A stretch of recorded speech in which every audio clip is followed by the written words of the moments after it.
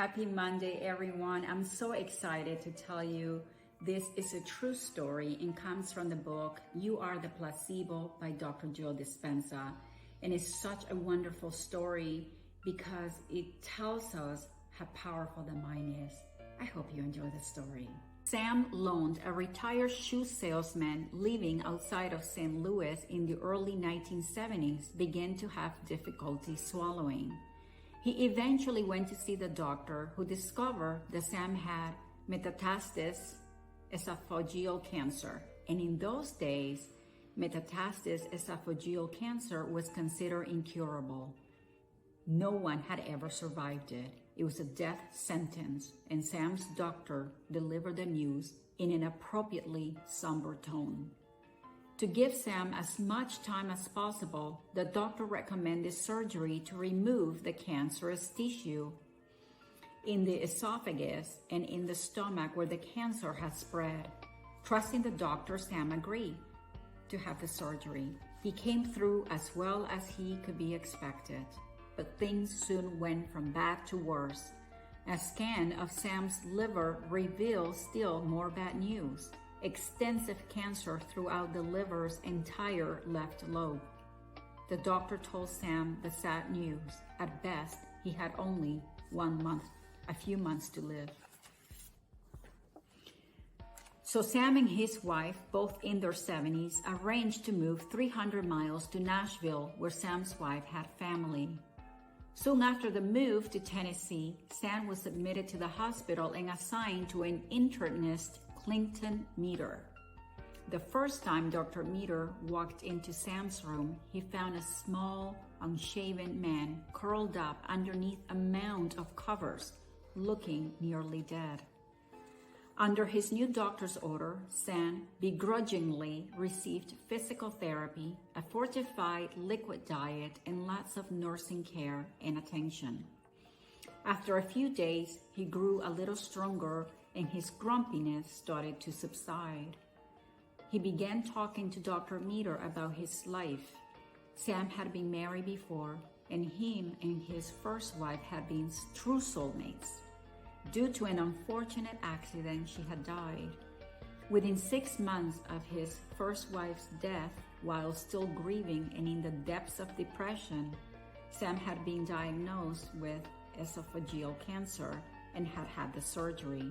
It was then that he met and married his second wife, a kind woman who knew about his terminal illness and agreed to care for him in the time that he had left.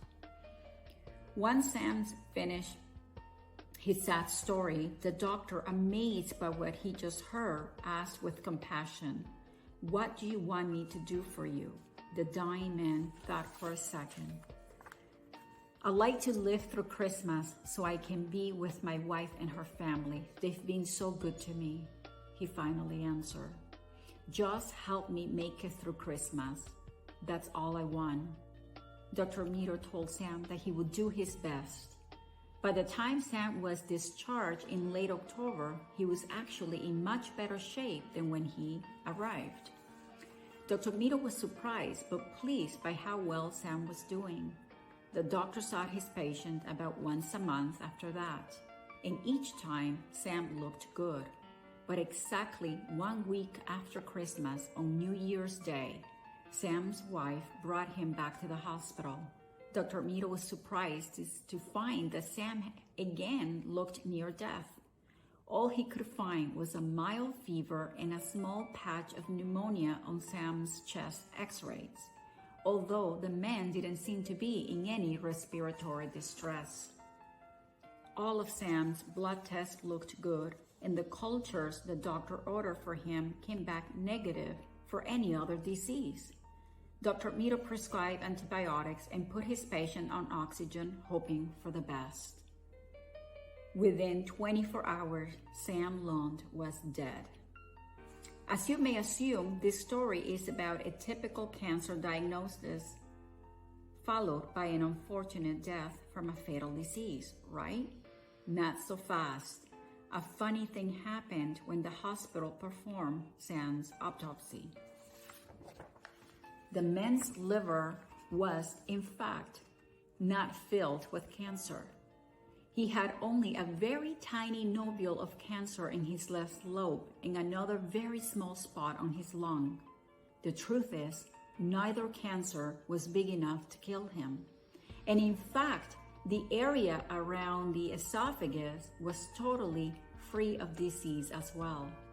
The abnormal liver scan taken at the St. Louis hospital had apparently yielded a false positive result. Sam didn't die of esophageal cancer, nor did he die of the liver cancer. He also didn't die of the mild case of pneumonia he had when he was admitted to the hospital. He died, quite simply, because everybody in his immediate environment thought that he was dying. Both his doctors thought he was dying, his wife thought he was dying, his family thought he was dying, and most important, Sam himself thought he was dying. And Sam Lone died from thought alone. Now, is it possible that thoughts are that powerful? And the answer is yes. And that's why I love this story. How many things in our life have happened or not happened, for that matter, due to the thoughts and the beliefs that we have? All because we choose to place our belief in the illness, in the disease, or in the doctor, or in the drug, rather than putting the belief in ourselves and our God-given ability to heal our lives. So given that today is Monday, the first day of the week, let that be your theme. Become mindful of the stories you tell your mind and that you believe, and begin to discern what is real, because not everything that we believe is true. And in that same process, begin to realize that you have the ability to use your thoughts and your beliefs to propel you, to empower you, and become extremely mindful every day about the thoughts that you allow to take residence in your mind. And know that if the mind is powerful enough to make someone ill and even to cause them to die, your mind is also powerful enough to heal you and to help you accomplish all your dreams. I hope that you have enjoyed this story. Please help me grow. My channel's still very tiny. I think I have about 206 subscribers. So thank you so much for those of you who have subscribed. And please share this message with everyone and help me grow in my mission of inspiring lives through storytelling. I will see you next Monday with another inspirational story and lesson. In the meantime, stay grateful, stay safe, and stay positive. Thank you.